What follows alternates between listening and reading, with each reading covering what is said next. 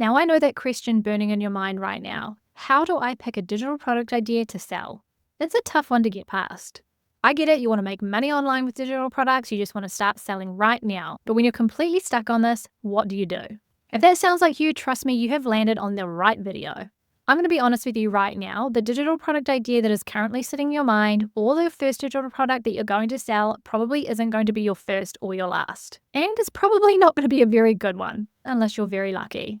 If you've ever heard of that 10,000 hour rule, basically there's this guy called Malcolm Gladwell, and he believed that it took 10,000 hours of practice to really get good at something.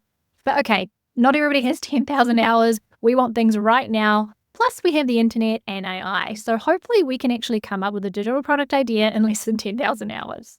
So if you're paralyzed in research mode instead of doing mode, let's change that. I'm going to be walking you through my 4-point validation framework to ensure that your digital product idea has real market potential and is going to sell. And by the end of this video, you will have a clear process to choose your digital product idea and have the confidence to execute it. Hey guys, if you're new here, my name is Jo and I help creatives with digital products, passive income, and tech. And if you want to skip the line over all of this and you want to get like a handheld step-by-step process on how to create and sell digital products automatically, you can do that exact thing inside my membership, which is called the Digital Product Academy. But let's dive into my 4-part validation framework. Now here's where most people get stuck. They get stuck in research mode or self-doubt mode, and that is the place you don't want to be in.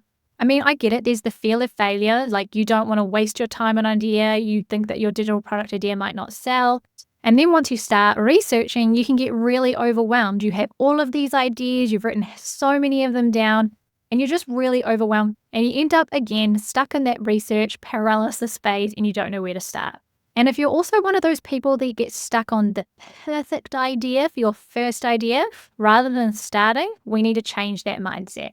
But you know what? I've actually been through that whole process as well. Like I remember when I first started to want to sell digital products, I just had no idea. I had no idea what to sell. I didn't know if things were going to sell. I didn't know if my idea was good enough or not. And I honestly just thought, I don't know if I can do this because I don't want to put myself out there and embarrass myself. Or I don't want to invest all my time into this and it doesn't work.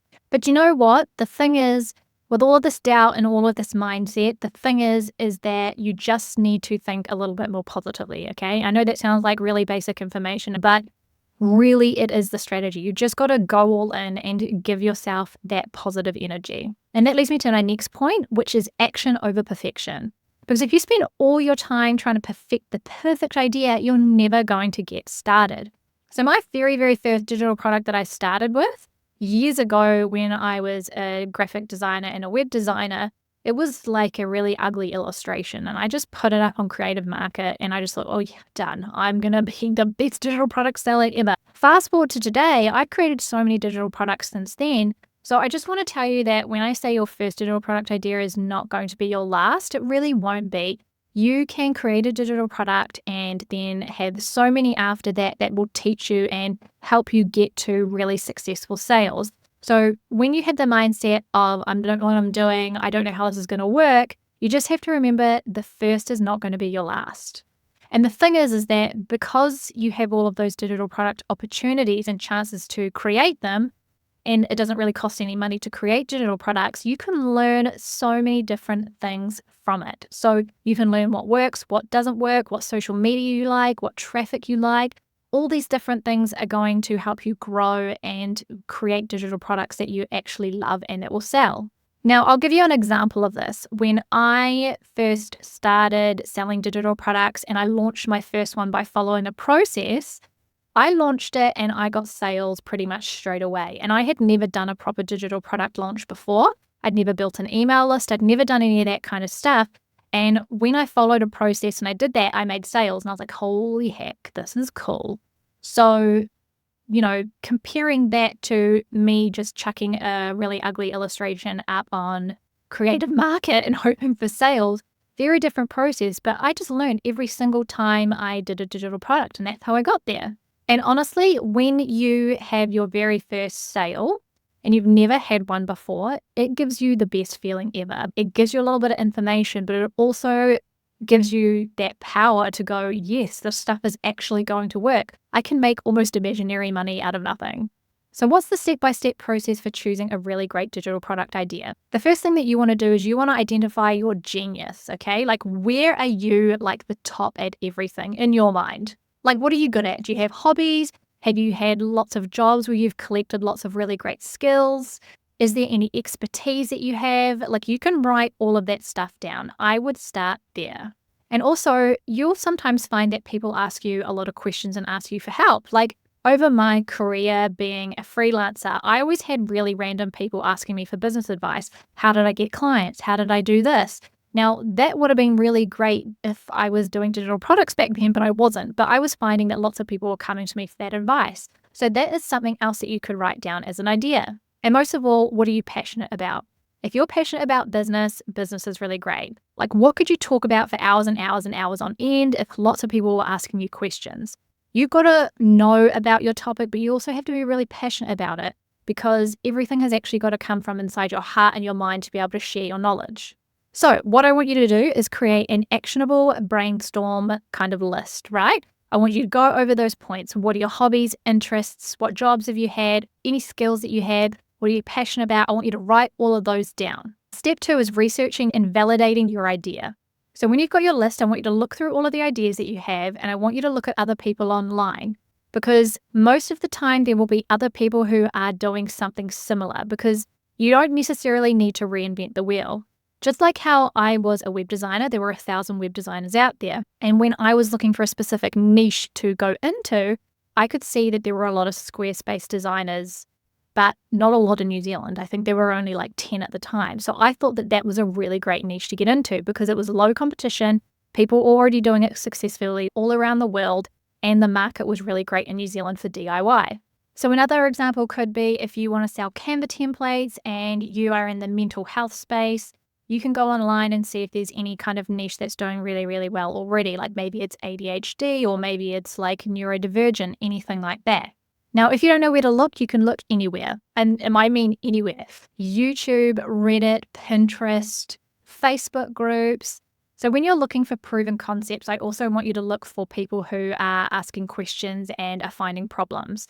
And if you go through all of those platforms and you can see like a specific need that's not being met by people, then you know that you've gotten a proven product that you can see somebody else that's doing, or a niche, I should say.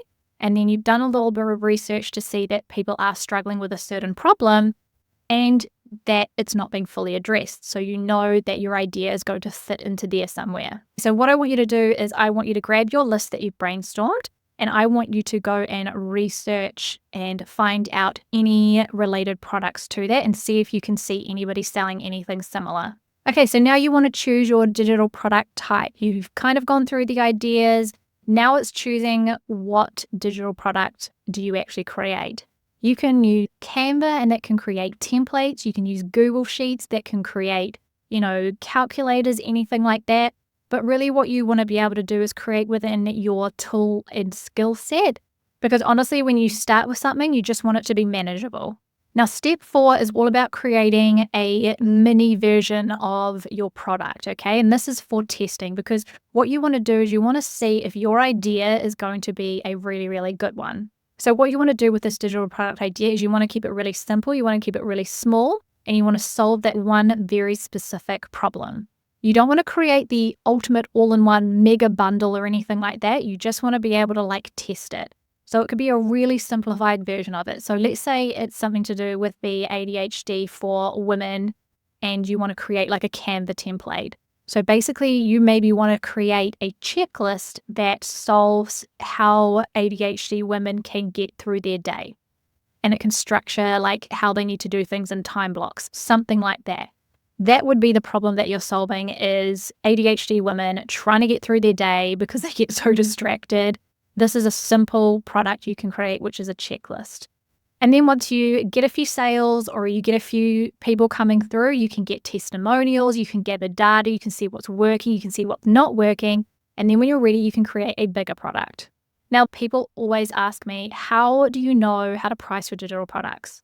How do you know how to price your idea? The thing is when you're starting with your minimal viable product, you probably want to start with something that's around $7.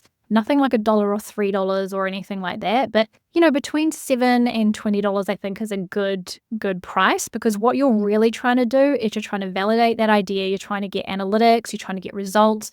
You're trying to get testimonials, things like that. And if your product's really simple, you just want to go through the process of actually getting the sales. So now you know all of the steps. You've got your idea, you know how to do the research, you know how to create like a minimal viable product. You just need to launch it.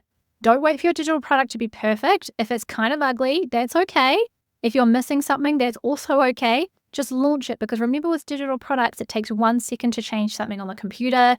You can update things really, really easily. Everything is so instant with digital products. Okay, so let's wrap this up. If you take anything away from this video, just remember your first idea and your first digital product will not be your last. Release the pressure of it needing to be absolutely perfect and just start. Because the goal right now isn't perfection, it's progress. It's about taking action, choosing something, putting it out there, and making that first crucial sale. Because that first dollar is going to prove to you that it is possible. Don't let the fear of not knowing what to sell hold you back any longer. Okay, so now you know how to pick a digital product idea to sell. You might be wondering what's next. Well, it's time to power up even further, and you can do that by watching this video next. Because if you combine this video with the next, you are definitely going to level up even further. See you in the next video.